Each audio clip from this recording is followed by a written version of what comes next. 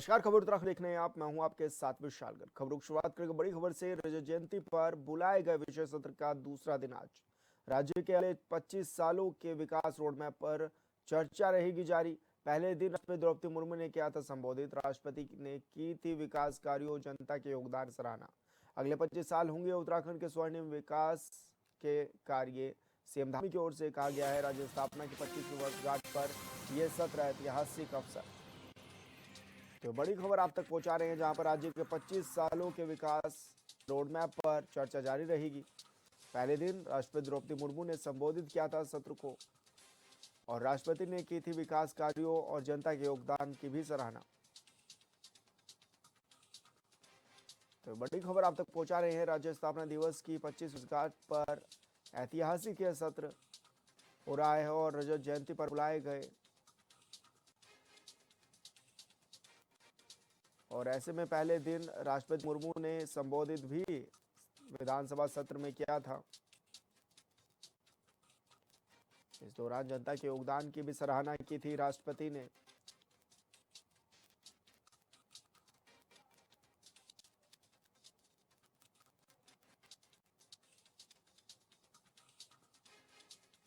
तो बड़ी खबर आप तक पहुंचा रहे हैं, जहां पर 2 दिन का विशेष सत्र बुलाया गया था, और ऐसे में पहले दिन की कार्रवाई के दौरान राष्ट्रपति ने संबोधित किया, और आज सत्र का दूसरा दिन है।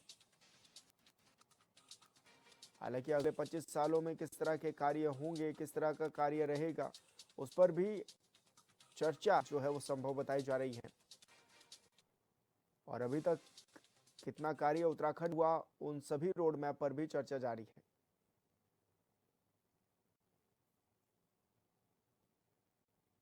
तो आज 11 बजे से सत्र की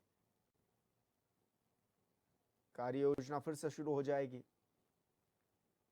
और संवाददाता योगेश आर्य हमारे साथ लाइव जुड़ गए हैं। योगेश, आज सत्र का दूसरा दिन भी है, किस तरह की चर्चा संभव बताई जा रही है, और किस तरह का माहौल बना हुआ है अभी विधानसभा के आसपास?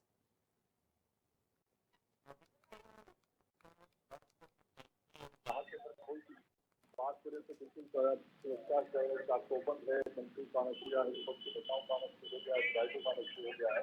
और 11 बजे जैसे ही सत्र की कार्रवाई जो है वो प्रारंभ होगी, तो ऐसे में देखा जाए तो बिल्कुल जिस तरह से कल देखा गया कि प्रगति और विकास और रोडमैप को लेकर के चर्चा हुई। हालांकि राष्ट्रपति संबोधन के बाद जो है 4 बजे तक जो है सदन की कार्रवाई को स्थगित किया गया था। उसके बाद 4 बजे कार्रवाई है वो प्रारंभ हुई। उसके बाद जो है कार्रवाई की अगर देखा जाए तो कार्रवाई शुरू हुई। इस दौरान जिला विधायकों ने रखा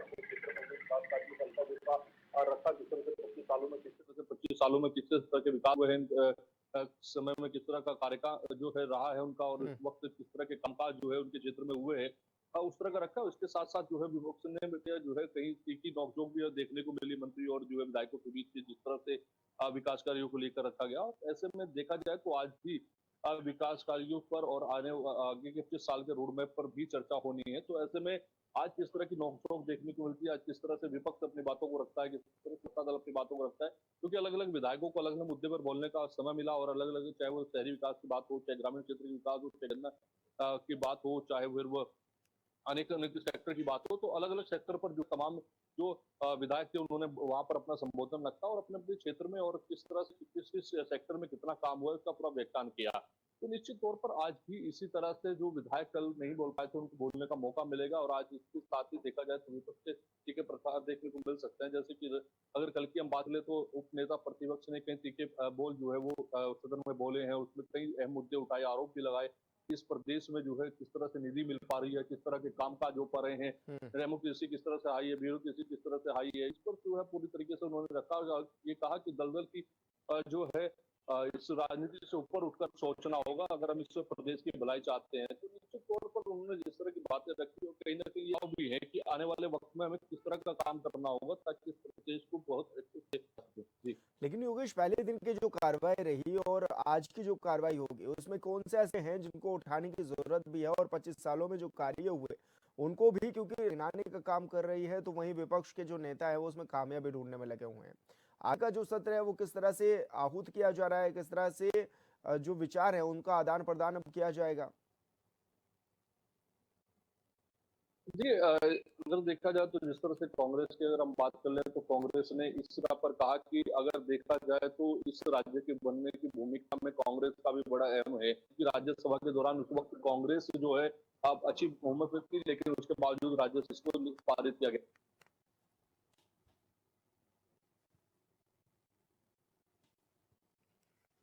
और अब किस तरह के काम व्याख्यान करा और किस तरह की खामियां हैं उनको दूर करना चाहिए, किस तरह का वो काम करना चाहिए, भी पूरी तरह से उन्होंने बताया। तो निश्चित तौर पर अगर देखा जाए तो ये विधायक जो है लगातार अपने विकास कार्यों का व्याख्यान कर रहे हैं और इसकी वहीं अगर देखा जाए तो जो विपक्ष के नेता हैं वो किस तरह के कामकाज नहीं हो पा रहे हैं, किस तरह की समस्याएं आ रही हैं, वाले वक्त में समस्याएं नहीं आनी चाहिए, किस तरह की विकास की प्रगति को हमें और आगे ले जाना चाहिए। इस तरफ में बात निश्चित तौर पर यही इस पूरे सत्र का मोटिव है कि हम किस तरह से 25 सालों का हमने काम और आने वाले वक्त में 25 साल जिसका रोड मैप तैयार किया जा रहा है तो हमें किस तरह से काम करना होगा, क्या क्या शामिल करना होगा। जी जी बिल्कुल योगेश, बहुत शुक्रिया आपका तमाम जानकारी साझा कर। मुख्यमंत्री पुष्कर सिंह धामी ने देहरादून स्थित विधानसभा भवन में 2 दिवसीय विशेष सत्र के दौरान प्रदेशवासियों को रजत जयंती की बधाई दी। उन्होंने कहा कि उत्तराखंड के 25 साल पूरे होने केवल एक उपलब्धि नहीं बल्कि राज्य निर्माण में योगदान देने वाले हर व्यक्ति के त्याग, समर्पण और संघर्ष का सम्मान है।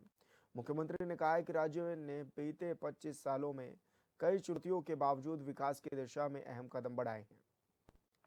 जिन्होंने इस राज्य की स्थापना में अपना योगदान दिया, साथ ही मैं स्वर्गीय अटल बिहारी वाजपेयी जी का भी स्मरण करता हूँ कि उनके प्रधानमंत्री कार्यकाल में राज्य की स्थापना हुई और आज हमारे आदरणीय प्रधानमंत्री श्री नरेंद्र मोदी जी के नेतृत्व में विकास के नित नए आयाम स्थापित किए जा रहे हैं। ये रजत जयंती का वर्ष हमारे लिए एक संकल्प लेने का वर्ष है कि आने वाले वर्षों में उत्तराखंड हमारा देश का एक आदर्श राज्य बने, देश के सर्वश्रेष्ठ राज्यों में से एक राज्य बने। इसके लिए सभी देवभूमि वासी जो देवभूमि के अंदर रहते हैं, देवभूमि में रहते हैं या देश और दुनिया के अंदर रहते हैं, उन सभी का योगदान राज्य के निर्माण में गति प्रदान करने में, प्रगति में, उन्नति में सुनिश्चित हो, ऐसा हम सब संकल्प। राज्य जयंती पर आयोजित विशेष सत्र के दौरान उपनेता प्रतिपक्ष भुवन चंद कापड़ी ने सरकार के आरोप लगाए हैं। उन्होंने कहा कि उत्तराखंड राज्य आंदोलन में युवाओं, महिलाओं और पूर्व सैनिकों की अहम भूमिका रही है, लेकिन आज वही वर्ग उपेक्षित है। कापड़ी ने कहा कि अगर इन 25 सालों में कुछ जवान हुआ तो वो भ्रष्टाचार जवान हुआ। उन्होंने विधानसभा में सवाल उठाते हुए कहा है कि जब विधायक निधि से 15% की कटौती कर्मचारी और अधिकारी कर लेते हैं तो ईमानदारी की बात कैसे हो सकती है। आंदोलन है, इस राज्य गठन के आंदोलन में सबसे अहम भूमिका युवाओं की थी, महिलाओं की थी, पूर्व सैनिकों की थी। आज वो तीनों ही हाशिए में क्यों है, मैं आपके माध्यम से सरकार से पूछना चाहता हूं। हम बात कर रहे हैं 15 साल की बात। आज अगर इस 25 साल में अगर हम बात करें तो इस उत्तराखंड को जवान होने के साथ यहां कुछ जवान हुआ है तो भ्रष्टाचार जवान हुआ है।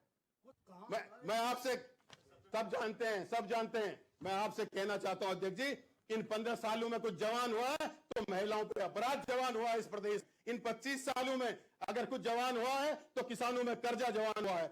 इन 25 सालों में पहाड़ के खेतों में वो जानवर जवान हुए हैं जो खेती को खत्म करे हैं, पहाड़ पे खेती नहीं हो पा रही है। इन 25 सालों में प्रदेश में रोजगार को बेचने वाले अपराधी जवान हुए हैं। इस उत्तराखंड में उन आंदोलनकारी जो आज भी हमारे खंड में 253 है, उसी ग्राउंड में है जिस ग्राउंड में 800 लोग हुए हैं, उसमें से 3 लोग तो सुधार गए, उनको अधिकार नहीं मिल पा रहा है। उत्तराखंड स्थापना दिवस के जयंती अवसर पर चमोली में कई योजनाएं आयोजित की जा रही हैं, जिसके तहत पर्यटन विभाग के सौजन्य से नीति घाटी के गामशाली गांव से ज्योतिर्मठ तक युवाओं की एक साइकिल रैली का आयोजन भी किया गया, जो नीति वैली से मलारी, झेलम, सुराई, थोटा से होकर ज्योतिर्मठ गांधी मैदान में संपन्न होगी। पर्यटन कारोबारी ज्योति भट्ट ने बताया कि उत्तराखंड स्थापना दिवस की रजत जयंती को समर्पित इस साइकिल रैली अभियान से कई क्षेत्र के पर्यटक क्रियाकलापों से जुड़े युवाओं ने प्रतिभाग किया है।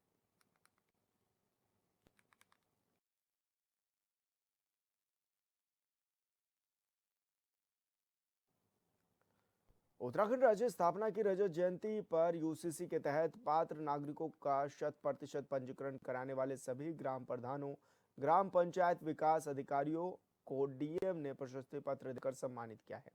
इस मौके पर जिलाधिकारी ने इसे जन भागीदारी और प्रशासनिक समर्पण का उत्कृष्ट उदाहरण भी बताया है। बता दें कि सम्मानितों में 71 वर्षीय सरस्वती देवी से 21 वर्षीय निशा मेहर तक शामिल हैं। साथ ही डीएम ने कहा है कि मुख्यमंत्री के निर्देश पर 31 अक्टूबर से राज्य स्थापना दिवस कार्यक्रम चलाए जा रहे हैं। समान नागरिक संहिता का अच्छा कार्य किया था। आप सभी ने उसमें 100% अपना दिया, आपने यहाँ कार्य किया। आज चूँकि सोमवार है और कार्यालय खुले थे, तो सर्वप्रथम हम लोगों ने माननीय राष्ट्रपति महोदया का अभिभाषण सुना। उसके उपरांत हमारे नवगठित ग्राम पंचायतें जिन्होंने यूसीसी में अपना पंजीकरण पूर्ण कर लिया है, उन सभी ग्राम पंचायत के माननीय प्रधानगणों को आज यहाँ सम्मानित करने के लिए जनपद में आज आमंत्रित किया गया और उनके विशेष योगदान और कार्यों के प्रति अपनी कृतज्ञता व्यक्त करते हुए सभी हमारे जितने विभागीय अधिकारी हैं, यहाँ के आम जनता है, सभी के बीच उनको एक प्रेरणा के रूप में, ताकि ये उन्होंने जो महत्वपूर्ण काम ससमय पूर्ण कर लिया है, उसके लिए आज सभी को सम्मानित किया गया है।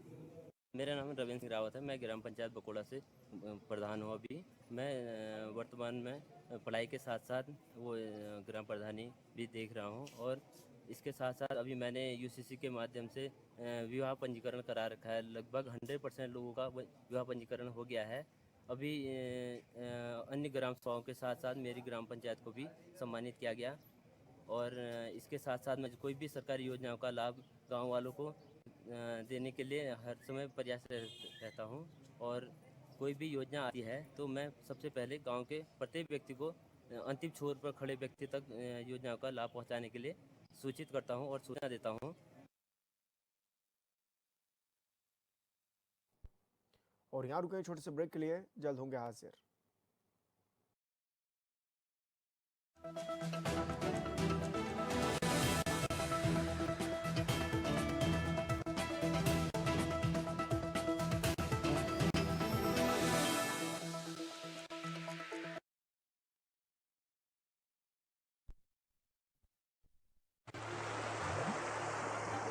गंगा सी पवित्रता उत्तराखंड के कण कण में है। HNN 24/7 जुनून सच दिखाने का।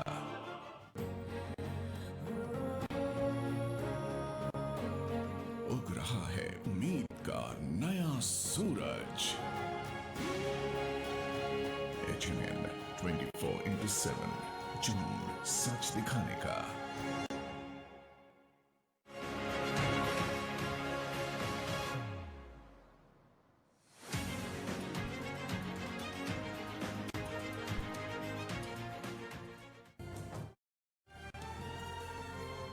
पहाड़ ही नहीं, हमारी पहचान भी है। HNN 24/7 जुनून सच दिखाने का।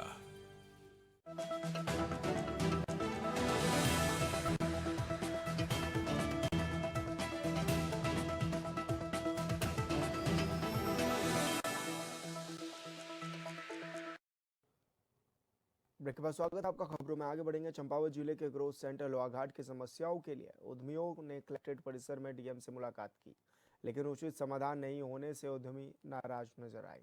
बता दें कि प्रगति आजीविका महिला ग्राम संगठन रायकोट कुंवर के अध्यक्ष नारायणी देवी और लोहा शिल्पी अमित कुमार के नेतृत्व में ग्रोथ सेंटर में हो रहे विवाद को सुलझाने के लिए सभी उद्यमियों ने डीएम से मुलाकात की और बीते शुक्रवार को विवाद को लेकर सभी उद्यमियों ने कलेक्ट्रेट परिसर में धरना भी दिया था।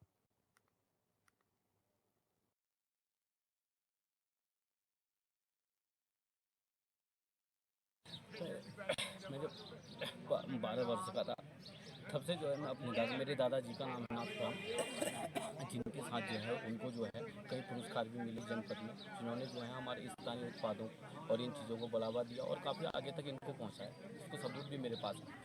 उसके बाद दादाजी के साथ लगकर जो है 12 वर्ष का था जब मैं दादाजी के साथ लग के मैंने सोचा कि क्यों ना अपने इस काम को आगे बढ़ाया जाए और इसको एक पहचान दे। मैंने विभिन्न मेलों, छोटे मेले, बड़े मेले, कहीं भी मैंने पहुंचाने की। उसके बाद मैं देहरादून, दिल्ली, हर जगह ले गया।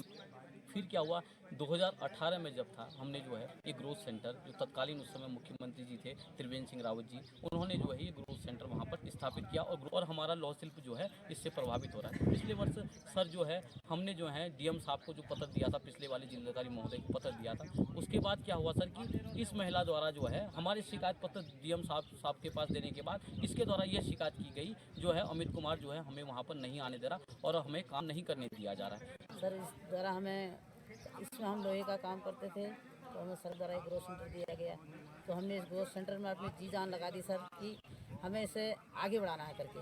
तो हमने इसमें आगे बढ़ाने के लिए जी जान लगा दी। उसकी वजह से हमें विरोधी लोग ऐसे हो गए हैं कि जो फर्जी लोग आगे घुस जा रहे हैं।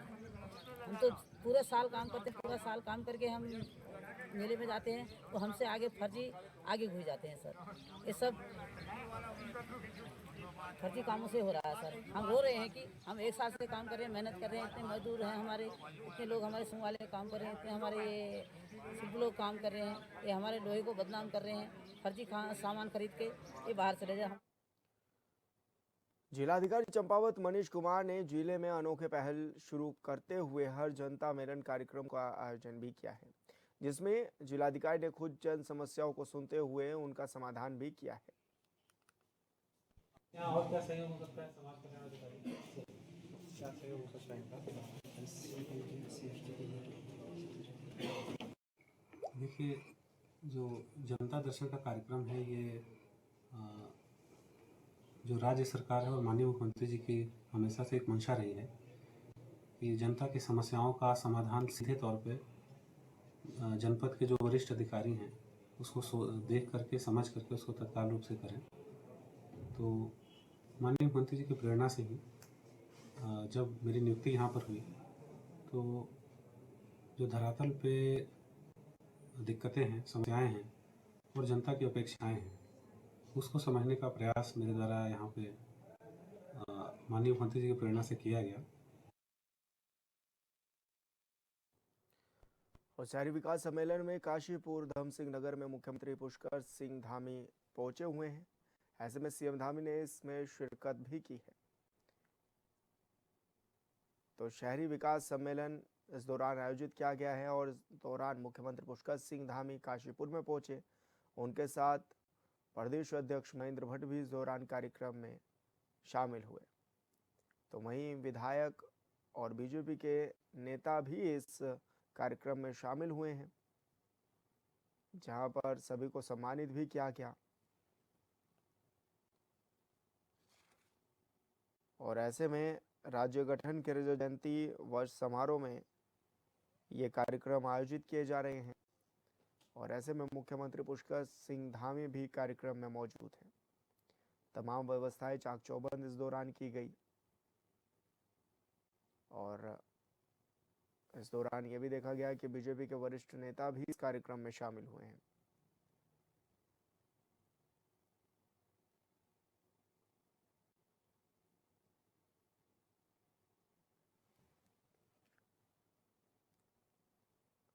उत्तराखंड हाईकोर्ट ने वन विभाग, राजकीय राष्ट्रमार्ग, राष्ट्रीय राजमार्ग 1 और राजस्व भूमि पर हुए अवैध अतिक्रमण के खिलाफ स्वतः संज्ञान लिए जाने वाली जनहित याचिका पर सुनवाई की। कोर्ट की खंडपीठ ने राज्य सरकार से पूर्व में दिए गए आदेशों में अब तक उठाए गए कदमों की विस्तृत रिपोर्ट पेश करने को भी कहा है। वहीं मामले की सुनवाई के लिए कोर्ट ने 6 नवंबर की तारीख भी तय की है।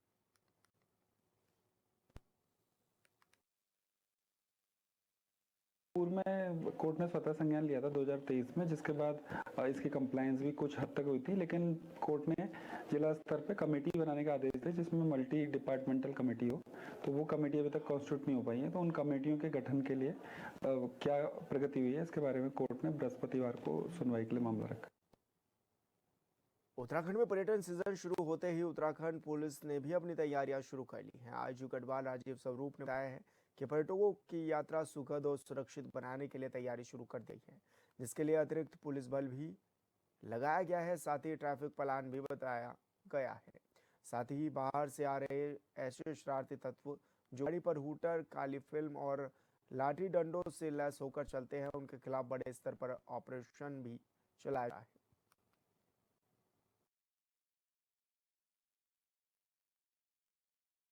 अब जैसे कि हमारी श्री चारधाम यात्रा जो है वो अभी संपन्न हो जाएंगी और नवंबर, दिसंबर, जनवरी, फरवरी ये काफ़ी संख्या में यहाँ पे टूरिस्ट आते हैं, पर्यटन के लिए आते हैं, क्योंकि छुट्टियों के समय में लोग काफ़ी संख्या में दिल्ली, हरियाणा, पंजाब और देश के विभिन्न भाग से यहाँ आते हैं। तो उनकी जो पर्यटन के रूप में आए, उनकी जो एक्सपीरियंस हो वो सुखद हो, सुरक्षित हो, इसके लिए हम निरंतर आगामी 5 नवंबर को होने वाले कार्तिक पूर्णिमा स्नान के मद्देनजर हरिद्वार में सिटी मजिस्ट्रेट कुसुम चौहान के नेतृत्व में अतिक्रमण हटाओ अभियान चलाया गया। यह अभियान मुख्य रूप से भीड़ को देखते हुए संवेदनशील स्थानों पर केंद्रित रहा, ताकि स्नान पर्व के दौरान किसी भी प्रकार की अप्रिय घटना को रोका जा सके।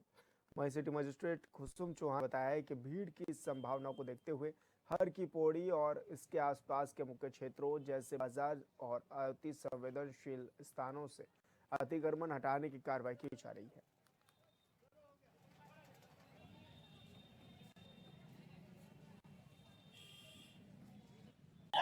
जो ये हमारा 5 तारीख को कार्तिक पूर्णिमा स्नान आने वाला है, इसको देखते हुए हमारे द्वारा जो भी भीड़ को देखते हुए संवेदनशील स्थान हैं, ऐसे सभी स्थानों से जैसे हर की पैड़ी और इसके आसपास के क्षेत्रों से अतिक्रमण हटाए जाने की कार्रवाई की जा रही है, ताकि जब हमारी कार्तिक पूर्णिमा में अगर भीड़ बढ़ती है तो किसी भी तरह की कोई अप्रिय घटना घटित ना हो।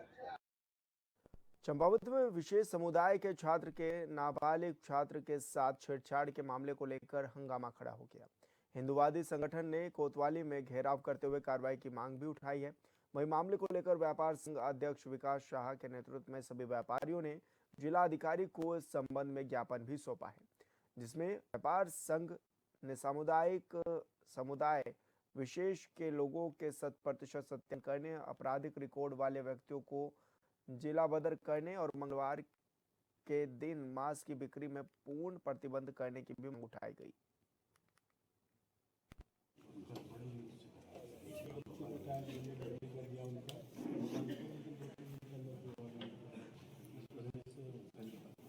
ये कल जो नाबालिग छात्रा संबंध में जो हमने उसमें ये 5 सूत्री मांगे जिलाधिकारी महोदय के सामने रखी।